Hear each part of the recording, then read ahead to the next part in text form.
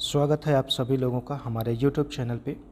आज हम आप लोगों को एक ऐसे कोर्स के बारे में बताने जा रहे हैं जो देखा जाए तो प्रेजेंट टाइम में बहुत ही ट्रेंडिंग कोर्स है, बहुत डिमांडेड कोर्स है, जिसको जीएनएम के नाम से जाना जाता है। बहुत से लोग कंफ्यूज हैं कि जीएनएम का कोर्स वास्तव में कैसे किया जाए। बहुत लोग ये समझ नहीं पा रहे हैं कि जीएनएम का सरकारी स्कूल अगर लेना हो तो कैसे मिलेगा, सरकारी नहीं मिलता है तो प्राइवेट स्कूल से हम क्या कर पाएंगे कि नहीं कर पाएंगे, क्या जीएनएम कोर्स के लिए योग्यता होनी चाहिए, जीएनएम कोर्स को करने के लिए क्या एज होनी चाहिए। तो इन सभी तमाम बातों को लेकर के आज हम इस वीडियो में उपस्थित हुए हैं। आप सभी लोगों को जीएनएम की कंप्लीट जानकारी इस वीडियो के माध्यम से प्रोवाइड किया जाएगा। बस वीडियो के लास्ट तक ज़रूर बने रहिएगा। और यदि आप हमारे चैनल पर अभी नए हैं, हमारे चैनल को नहीं सब्सक्राइब करे हैं, तो प्लीज़ पहले चैनल को ज़रूर सब्सक्राइब कर लीजिए। सब्सक्राइब करने के साथ साथ बेल आइकन को ज़रूर प्रेस करिएगा ताकि जो भी हम वीडियो अपलोड करें उसका नोटिफिकेशन आप तक सबसे पहले पहुंचे। तो चलिए कंटिन्यू करते हैं, क्या है जीएनएम। तो सबसे पहले हम देखेंगे जीएनएम का फुल फॉर्म, है ना। तो जीएनएम का देखिए, हम फुल फॉर्म की अगर बात करें तो इसका फुल फॉर्म होता है general nursing and midwifery. General nursing and midwifery, इसका क्या काम है, क्या होता है, तो उसको देखिए हिंदी में बोलते हैं सामान्य पोषण एवं ताई। इंग्लिश से यदि नहीं समझ में आ रहा होगा तो आप यहाँ से ज़रूर समझ गए होंगे, सामान्य पोषण एवं ताई।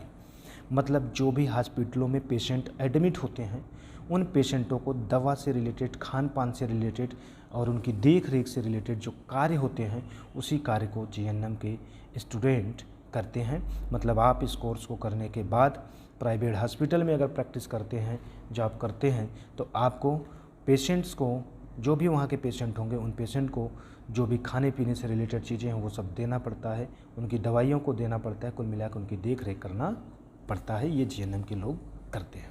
यदि आप गवर्नमेंट जॉब पाते हैं तो आप गवर्नमेंट हॉस्पिटल में यही वर्क करते हैं। तो यही जो काम होता है जीएनएम का होता है। अब हम बात कर लेते हैं कि यदि आप जीएनएम का कोर्स करना चाहते हैं तो क्या एजुकेशनल क्वालिफिकेशन होनी चाहिए। तो जो देखिए सबसे मस्ट क्वालिफिकेशन वो लिखा है intermediate examination with 40% marks in English is mandatory. मतलब जो भी पर्सन जीएनएम का कोर्स करना चाहता है वो इंटरमीडिएट का एग्ज़ाम ज़रूर पास किया हो और इंग्लिश सब्जेक्ट में कम से कम उसका 40% होना अनिवार्य है। यदि इंग्लिश सब्जेक्ट में 40% नहीं होगा तो फिर वो जीएनएम कोर्स के लिए एलिजिबल नहीं माना जाएगा। इसके बाद फिर हम बात कर लेते हैं कि जो भी पर्सन जीएनएम के कोर्स को करेगा वह रिजर्वेशन कैसे पाएगा। तो देखिए जीएनएम कोर्स के लिए जितनी भी सीट है उसका 10% सीट रिजर्व किया जाता है मेल कैंडिडेट के लिए। मेल कैंडिडेट का मतलब अगर जैसे 200 सीट है तो 200 में से 20 सीट पे मेल का एडमिशन कराया जाएगा, बाकी 180 सीट पे फीमेल होंगी। 180 पे फीमेल और 20 सीट पे मेल। तो कुल सीट का 10% जो है रिजर्व होता है मेल कैंडिडेट के लिए। उसके बाद जो रिमेनिंग सीट होती है उसका 15% वो रिजर्व होता है एएनएम कोर्स। जो भी एएनएम कोर्स कर चुके हैं और वो अपनी सर्विस दे रहे हैं लास्ट 5 ईयर से medical health and department NHM NRHM of Uttar Pradesh, तो उनके लिए 15% की सीट रिजर्व की जाती है। बट अगर वो 15% की सीट उनकी नहीं भरती है तो फिर उस रिमेनिंग सीट को फिल्ड कर दिया जाता है जो भी एलिजिबल एप्लीकेंट्स होते हैं उनसे, है ना। तो इस तरीके से हम कह सकते हैं कि टोटल सीट का 10% रिजर्व होता है मेल के लिए, 15% होता है उन एएनएम कैंडिडेट्स के लिए जिन लोगों ने लास्ट 5 ईयर से प्रैक्टिस कर रखा हुआ है एनएचएम एनआरएचएम ऑफ उत्तर प्रदेश में। अगर नहीं है कैंडिडेट मिलते हैं तो फिर वो सीट नॉर्मली भर दिया जाएगा। तो इस तरीके से ये सीट रिजर्व की जाती है। अब हम बात कर लेते हैं क्या एज लिमिट है एएनएम का कोर्स, जीएनएम का कोर्स करने के लिए। तो जीएनएम का कोर्स करने के लिए कम से कम 17 साल की उम्र होनी चाहिए और मैक्सिमम कितनी 35 साल होनी चाहिए। बट जो भी ओबीसी एससी एसटी कैटेगरी से बिलोंग करते हैं उनके लिए जो रिलैक्सेशन मिलता है एज बाउंडेशन में, वो अलग से उनको एज रिलैक्सेशन मिलेगा। अब बात करते हैं सबसे मोस्ट जो है वो सिलेक्शन प्रोसेस है। मतलब अगर आप जीएनएम का कोर्स करना चाहते हैं तो आपका सिलेक्शन कैसे होगा।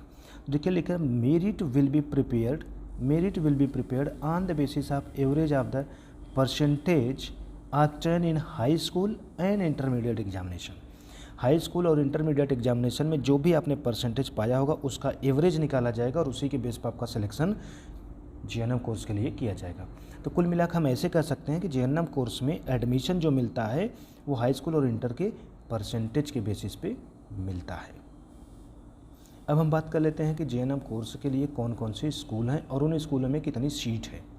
तो जीएनएम कोर्स के लिए देखिए आपका स्कूल दिया है school of nursing UHM hospital Kanpur, ये भी है स्कूल ऑफ नर्सिंग LLR है ना, जिसमें 67 सीट है, ऊपर वाले में 35 सीट है। इसके बाद बात करेंगे nursing school of SRN hospital Prayagraj, जिसमें 54 सीट है। फिर nursing school MP district combined hospital Bareilly 23 seat है। Nursing school of SNMG Agra 53 seat है। इसी तरीके से देखिए सारे कॉलेजों की लिस्ट दी गई है, उस कॉलेज में कितनी कितनी सीट है उसका नाम भी सामने दिया गया है। तो ये जीएनएम के कॉलेज हैं। जब आप फॉर्म भरते हैं तो आपके परसेंटेज के बेसिस पे आपको कॉलेज अलाट हो जाता है, तो आप आराम से यहाँ सरकारी कर लेते हैं। बट जिन भी विद्यार्थियों का जीएनएम करने का मूड है और उनका मेरिट में नाम नहीं आता है तो वो लोग प्राइवेट कॉलेज से भी कर सकते हैं। तो प्राइवेट कॉलेज से भी आप कर सकते हैं। बहुत से सारे प्राइवेट इंस्टीट्यूट ओपन हुए हैं जो जीएनएम का कोर्स करा रहे हैं, आप वहाँ से भी एडमिशन लेकर के कर सकते हैं। यदि किसी भी विद्यार्थी को जीएनएम का एडमिशन लेने में कोई प्रॉब्लम हो रही है, कोई समस्या है, कोई क्वेरी बनती है, तो आप हमारे दिए गए नंबर पे कॉल करके अपने सारे डाउट, सारे क्वेरी को क्लियर कर सकते हैं। तो आई होप आप लोग समझ गए होंगे कि जीएनएम का कोर्स आप कैसे कर सकते हैं। ठीक है, फिर भी कोई डाउट है डिस्क्रिप्शन में मेरा नंबर दिया गया है, आप उस नंबर पे कॉल कर सकते हैं। मिलते हैं ऐसे ही कुछ और भी क्वालिफ़िकेशन और वैकेंसी और कुछ डिग्रियों को लेने के लिए क्या कैसे करना पड़ेगा उसके बारे में जानकारी लेकर के। तब तक आप सभी लोगों को बहुत बहुत धन्यवाद।